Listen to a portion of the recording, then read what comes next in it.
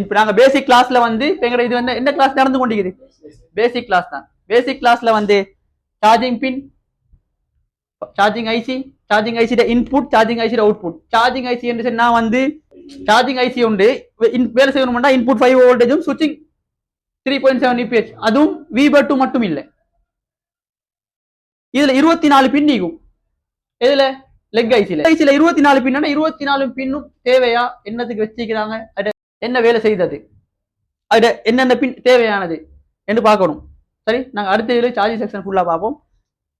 இது வந்து ஒரு நோ பவர் வந்தா செக் பண்ணி கொள்ற வேலை. டெஸ்ட்டுக்கு செக் பண்ண கவனிங்க. இந்த போனை வந்து நோ பவர். இந்த போன் வந்து நோ பவர். ஒன்னாவும் இல்லை போன். சரியா, நான் பெஸ்ட்டுக்கு சார்ஜ் கிடைக்கிறேன். எத்தனை எம்பியர் எடுக்குது? 0.3 எம்பியர் தான் எடுக்குது. ஸோ ஒன்னாவல்ல. இதை வந்து என்ன செஞ்சு கொள்வோம், நாங்க வந்து பவர் சப்ளைல கனெக்ட் பண்ண போறோம். டிசி பவர் சப்ளைல கொஞ்சம் ஜூம் பண்ணி காட்டுங்க. என்ன சொல்ற? விபேட்ல வந்து பிளஸ்க்கு எத்தனை ஜிஆர் வரணும், எத்தனை வோல்டேஜ் வரணும்? ஜிஆரா வோல்டேஜா? ஜிஆரா? Okay okay. இப்போ நாங்க என்ன செய்வோம், மல்டிமீட்டர்ல தான் செக் பண்ண. இப்போ நாங்க பவர் சப்ளை கனெக்ட் பண்ண போறோம். அப்ப நாங்க கருப்பு வந்து எங்க கனெக்ட் பண்ணணும்? கிரவுண்ட்ல. பிளஸ் எங்க கனெக்ட் பண்ணணும்? விபேட்ல பிளஸ்ல. ஷோட்டா இல்ல, ஷோட் இல்ல தானே. மத்த சைடுக்கு வைங்க. ஓகே, ஷோட் ஆகுது. இங்கல வைங்க. இங்கல வச்சு எங்களுக்கு என்ன செஞ்சிரு, இங்க கனெக்ட் பண்ணாரு. போன் வந்து என்னது, ஷோட் இல்ல. இப்போ என்ன செய்யணும், பவர் கீயை நாங்க பிரஸ் பண்ணணும். பவர் கீயை பிரஸ் பண்ணு. இதெல்லாம் பவர் சப்ளை. ஓகே,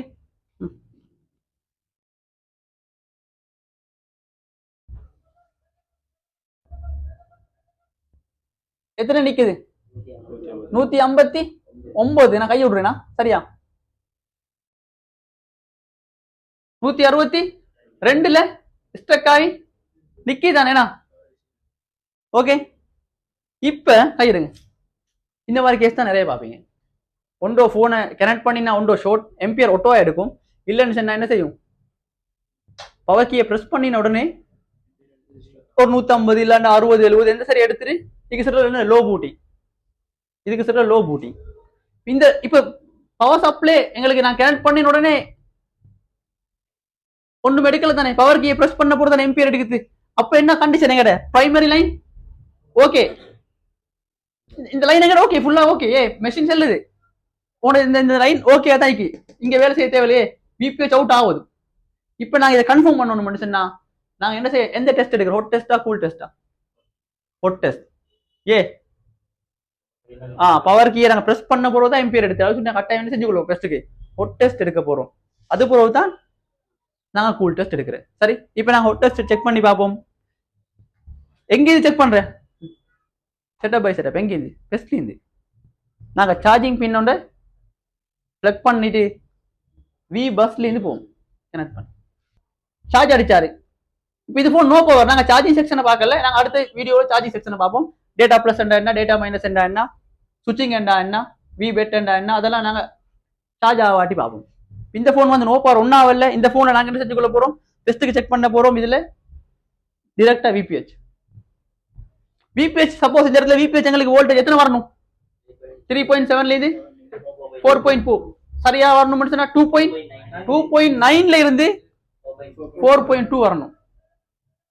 சரியா வரணும் சொன்னா இதுக்கு எத்தனை வரணும்? 2.9ல இருந்து 4.2 வோல்டேஜ். ஏன்னு சொல்றேன்டா, இது எங்கட ரெட்மி போக்கோ X3 ப்ரோ அந்த மாதிரி மாடல்ல இந்த வோல்டேஜ் வரும்.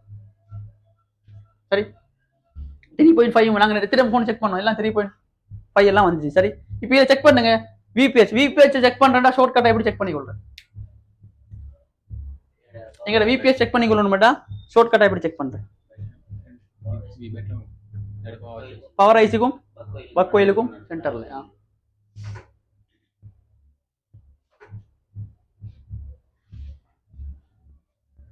எத்தனை வோல்டேஜ்?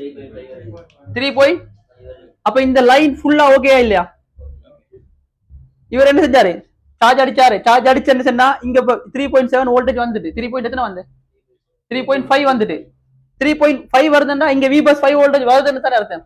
அப்ப இந்த இடத்துல 5 வோல்டேஜ், இந்த இடத்துல 5 வோல்டேஜ் வருது தானே.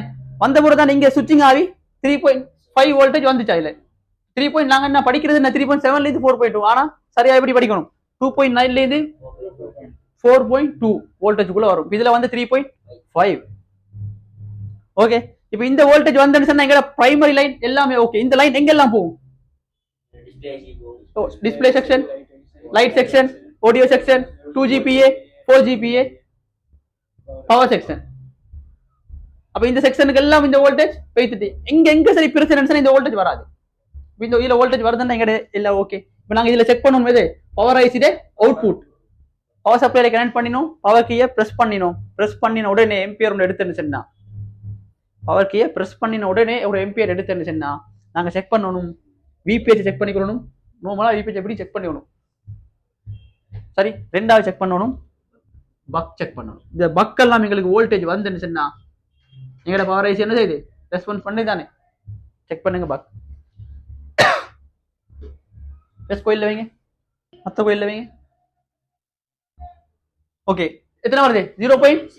எத்தனை வரணும்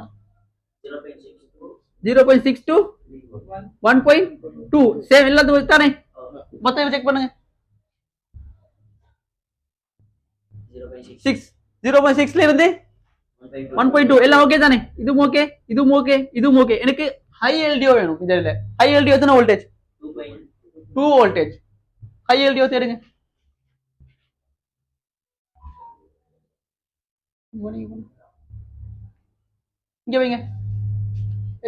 எத்தனை வருதுன்னு பாருங்க, எத்தனை வோல்டேஜ் 0.7 ஒன்னு வைங்க. அப்ப இந்த போன்ல பவர் ஐசி என்ன என்ன கண்டிஷன் ஓகே. சார்ஜிங் ஐசி அவங்கள செக் பண்ணணுமா தேவையில்லை. எவ்வளவு நேரம் போகும் சரியா சரியா. இப்ப நான் இத்தனை நாளா படிச்சு ஓகே தானே உங்களுக்கு யார் யாருக்கு ஓகே செக் பண்ணிடும் எல்லாம் ஓகே தானே. செக் பண்ணி தானே ஈஸி. இன்னும் பெட்ரிஸ் பண்ணீங்கன்னு சொன்னா ஈஸியா பிடிச்சிக்கணும். இப்ப இந்த போன்ல வந்து பவர் செக்ஷனும் நல்ல, சார்ஜிங் செக்ஷனும் நல்ல. சோ போன் எங்க அப்பயும் ஒன்னாவல்ல. யார் நாங்க வேலை செய்ய போறோம் சரி. நாளைக்கு பார்ப்போம் சிபியூ ரீபோல் பண்ணி ரீஃபிக்ஸ் பண்றது சரி. சிபியூ வச்சு